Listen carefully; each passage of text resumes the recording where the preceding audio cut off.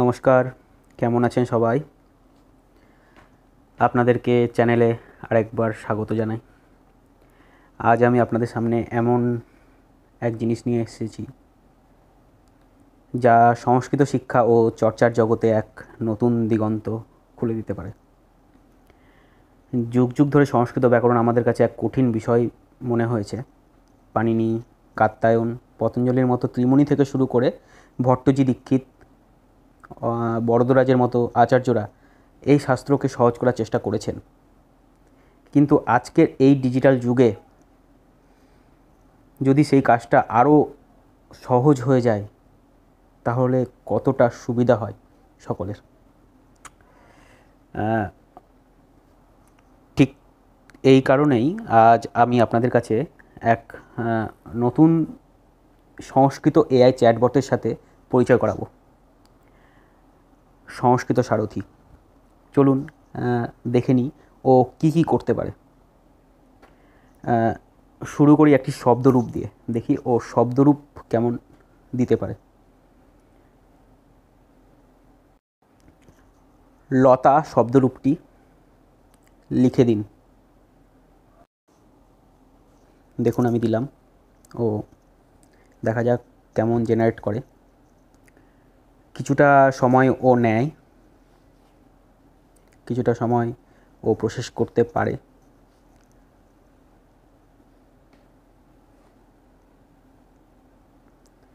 দেখি আউটপুট কী দেয়।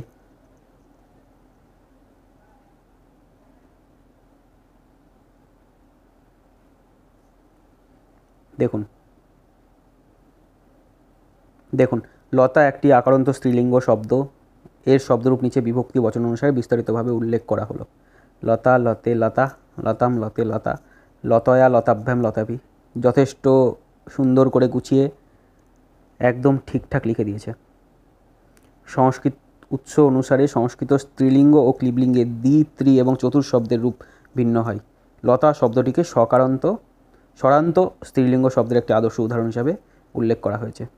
আচ্ছা চলুন আমরা দেখি যে ধাতুরূপ কেমন দেয়। একটি র্যান্ডম ধাতু রূপ, যেমন বদ ধাতু, বদ ধাতুর লট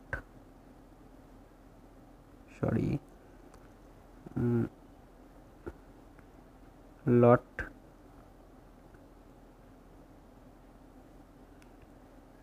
ও লং রূপগুলি লিখে দাও। রূপ হবে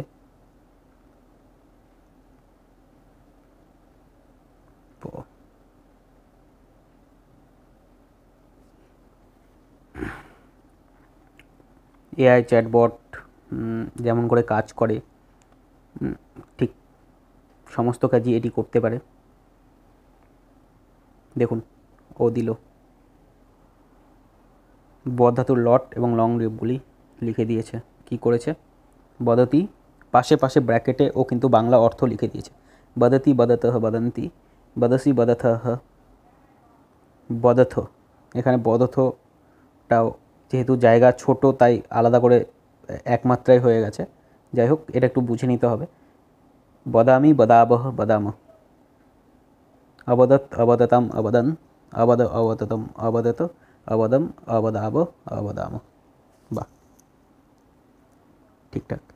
চলুন একটু অন্য কিছু ট্রাই করি।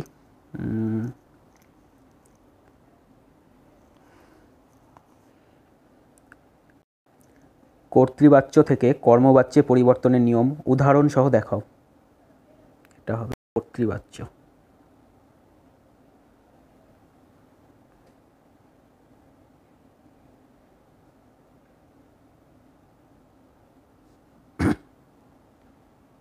দেখা যাক নিয়ম করতে পারে নাকি, কর্তৃবাচ্য থেকে কর্মবাচ্যে পরিবর্তনে কী কী নিয়মও দেখাতে পারছে।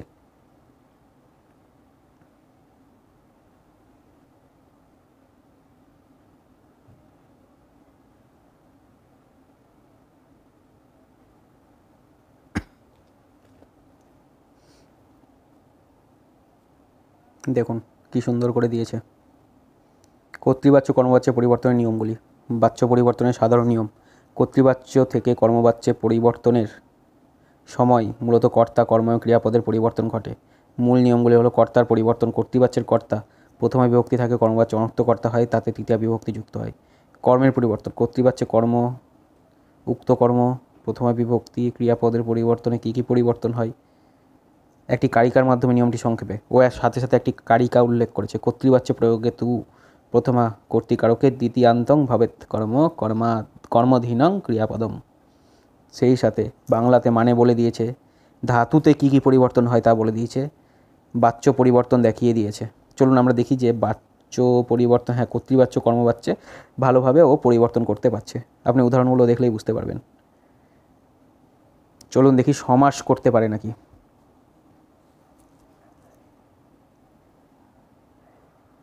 আচ্ছা, অনুবাদ করতে পারে কিনা আমরা দেখে নিই। আগে দেখি সমাস করতে পারে। তৎপুরুষ ও বহুব্রীহি সমাসের উদাহরণ দাও।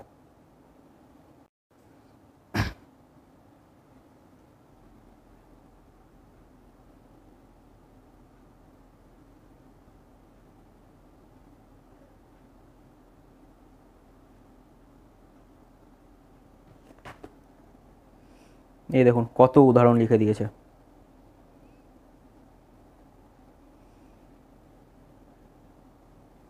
তৎপুরুষ সমাস, যে সমাসে পরপদের অর্থ প্রধান থাকে তাকে তৎপুরুষ সমাস বলা হয়। এই সমাসে সাধারণত পূর্বপদে দ্বিতীয়া থেকে সপ্তমী পর্যন্ত বিভক্তি থাকে। সমাসবদ্ধ পদে সেই বিভক্তির লোপ পায়। পূর্বপদের বিভক্তি অনুসারে সেই সমাসের বিভিন্ন নামকরণ হয়, যেমন দ্বিতীয়া তৎপুরুষ, তৃতীয়া তৎপুরুষ ইত্যাদি। আচ্ছা, আশেপাশে যে পয়েন্ট বা নম্বরগুলো লেখা আছে সেগুলো কি, সেগুলোতে টাচ করলে বা ক্লিক করলে আপনারা দেখতে পাবেন যে ও কোথা থেকে নিয়েছে। পুরো রেফারেন্সও দেখে দিচ্ছে, যেমন পাণিনি, লাহিড়ী শাস্ত্রীর পাণিনির দ্বিতীয় ভাগ থেকেও নিয়েছে, পাণিনিয়ম লাহিড়ী শাস্ত্রীর দ্বিতীয় ভাগ থেকে নিয়েছে। দেখুন ওই বইয়ের রেফারেন্স তুলে দিচ্ছে। চতুর্থী তৎপুরুষ, জুপাই দারু, ভূতাই বলি, এই উদাহরণগুলো দিয়েছে। গবে হিতম। পঞ্চমী তৎপুরুষ, বৃকাত ভয়ম, চৌরাত ভয়ম, স্বর্গাৎ পতিত্ব। নং তৎপুরুষ সমস্তটাই একটা দুটা তিনটা করে উদাহরণ দিয়েছে। উপপদ তৎপুরুষ, নং তৎপুরুষ। বহুব্রীহি সমাস, সমানাধিকরণ বহুব্রীহি, বহুব্রীহি সমাসের উদাহরণ। ব্যাধিকরণ বহুব্রীহিতে কী কী আছে, বিনা বানও যস্য স, কণ্ঠে কালো যস্য স, কণ্ঠে কালো। ন বিদ্যতে ধনং যস্য স নির্ধন। আপনারা আস্তে আস্তে এই ব্যাপারটা বা ভিডিওটি পজ করে কিন্তু পড়তে পারেন পুরোটা, আমি দেখিয়ে দিচ্ছি আস্তে আস্তে। ঠিক আছে, এবার দেখি অনুবাদ করতে পারে নাকি। তার আগে নিজে কিছু সৃষ্টি করতে পারে নাকি। বর্ষাকাল নিয়ে 5টি বাক্য লিখে দিন।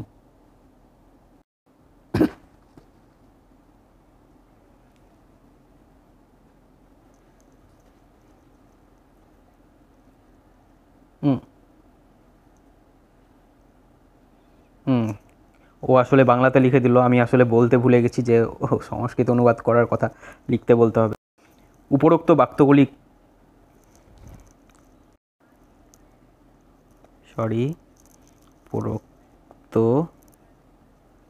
বাক্যগুলি থেকে কে সংস্কৃত ভাষায় অনুবাদ করে দিন।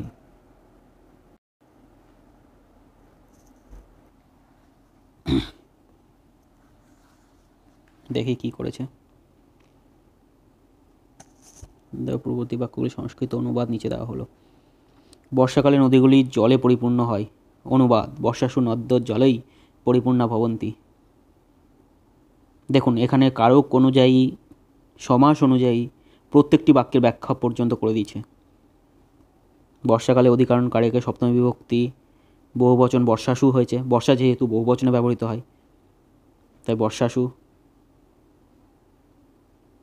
যা একটি সময়কালকে বোঝানো হয়েছে। নদীগুলি নদ্য জলই করণ কারকে তৃতীয় বিভক্তির বহুবচন, পরিপূর্ণা পদটি কর্তার বিশেষণ হয়, কর্তার লিঙ্গ বচন অনুযায়ী অনুসরণ করেছে। বর্ষাকালে আকাশ ঘন মেঘাচ্ছন্ন থাকে। অনুবাদ, বর্ষাসু আকাশং ঘন মেঘাচ্ছন্নম ভবতি। সন্ধি করেছে, এক পদে পরিণত করেছে। আকাশ এখানে কর্তৃপদ এবং ক্লীবলিঙ্গ, তাই তার বিশেষণ ঘন মেঘাচ্ছন্নম। দেখুন বর্ষায় ময়ূর আনন্দে নৃত্য করে। অনুবাদ, বর্ষাসু ময়ূর হর্ষেণ নৃত্যতি। সম্পূর্ণ কারক অনুযায়ী, ব্যাকরণ অনুযায়ী প্রত্যেকটি অনুবাদও করে দিয়েছে। দেখুন সূত্র ব্যাখ্যা কেমন করে দেখা যাক।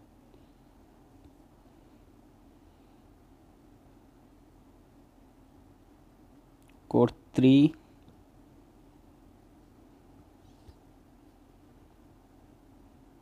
করণয় তৃতীয়া।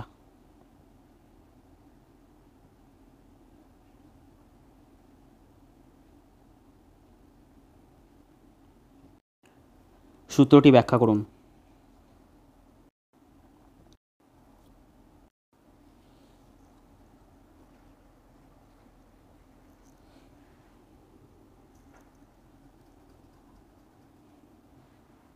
চলুন দেখি কি করেছে। উৎসগুলি থেকে প্রাপ্ত তথ্যের ভিত্তিতে পাণিনির কর্তৃকর্ণয় তৃতীয়া সূত্রের ব্যাখ্যা নিচে বিস্তারিতভাবে আলোচনা করা হলো। কর্তৃকর্ণয় তৃতীয়া সূত্রের অর্থ প্রথমে বলে দিয়েছে। এই সূত্রটি নির্ধারণ করে যে অনুক্ত কর্তা এবং করণ কারকে তৃতীয়া বিভক্তি হয়। ব্যাখ্যা করে দিয়েছে অনুক্ত কর্তা অভিহিত ও অনভিহিত কর্তা। সংস্কৃতে কর্তা দুই প্রকার, অভিহিত এবং অনভিহিত। মানে ও সূত্রের প্রত্যেকটি অর্থ ভেঙে ভেঙে করে দিচ্ছে। অভিহিত কর্তা কাকে বলে, অনভিহিত কর্তা কি, উদাহরণ কর্মবাচ্যে ভাববাচ্যে কি, উদাহরণ করণ কারক। করণ কারকের সংজ্ঞা সাধকতম করণং সূত্রানুসারে ক্রিয়া সম্পাদনের ক্ষেত্রে যে সর্বপ্রধান উপায় বা সহায়ক প্রকৃষ্ট বড় তাকে করণ কারক বলে। উদাহরণ রামেণ বানেন হতবালি। এছাড়া বিশেষ দ্রষ্টব্যর মধ্যে এই সূত্রটি একটি বিভক্তি বিধায়ক সূত্র, কারক বিধায়ক নয়। এই বলে দেয় যে অনুক্ত কর্তা এবং করণ কারকে তৃতীয়া বিভক্তি হবে। চলুন এবার যাই হোক, এবার দেখি অনুবাদ করতে পারে কেমন করে। দুটি লাইন ওকে দিই। আমি একটি বাংলা গানের লাইন বা রবীন্দ্রসঙ্গীতের লাইন যদি ওকে তুলে দিই। নয়ন তোমারে পাই না দেখিতে, রয়েছ নয়নে নয়নে।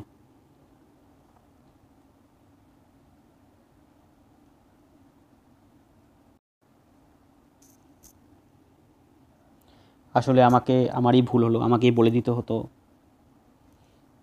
যে লাইনটিকে অনুবাদ করে দিন।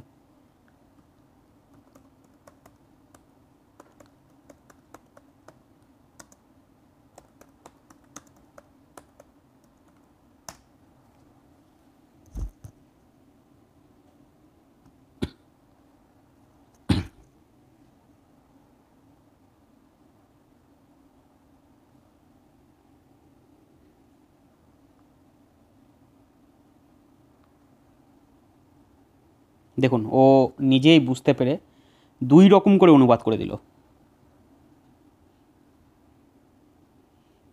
অনুবাদ এক, যেটি সরল ও আক্ষরিক। নয়নং তং দ্রষ্টুং ন শক্নতি, নয়নে নয়নে বসসি চ। চোখ তোমাকে দেখতে সামর্থ্য হয় না, অথচ তুমি প্রতিটি চোখে বাস করো। বাহ।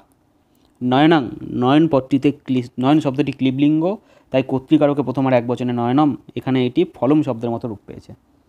তাং, তোমাকে কর্মকারকে দ্বিতীয় বিভক্তির এক বচন হয়েছে, যুষ্ম শব্দের রূপ। দ্রষ্টুং ন শক্নতি, দেখতে পায় না। অসমাপিকা ক্রিয়ার জন্য দৃশ ধাতুর জন্য তুমুন প্রত্যয় যোগ করে দ্রষ্টুম, সমর্থ হয় না বোঝাতে শক ধাতুর সাথে লট প্রথম পুরুষ এক বচনে শক্নতি ন অব্যয় ব্যবহার করা হয়েছে। দেখুন একটা একটা করে, যেমন করে আমরা রিসার্চের ক্ষেত্রে প্রত্যেকটা জিনিস ভেঙে ভেঙে বোঝাতে হয়, ঠিক তেমনি একটা একটা করে পদ ও ভেঙে কিভাবে তৈরি হলো বা কিভাবে সৃষ্টি হয়েছে তা বুঝিয়ে দিচ্ছে। দেখুন কাব্যিক এবং ভাব প্রকাশের জন্য দ্বিতীয় অনুবাদ করে দিয়েছে। নয়নং তাং দ্রষ্টুং ন প্রাপ্নতি তথাপি নয়নেষু তং বিরাজসে।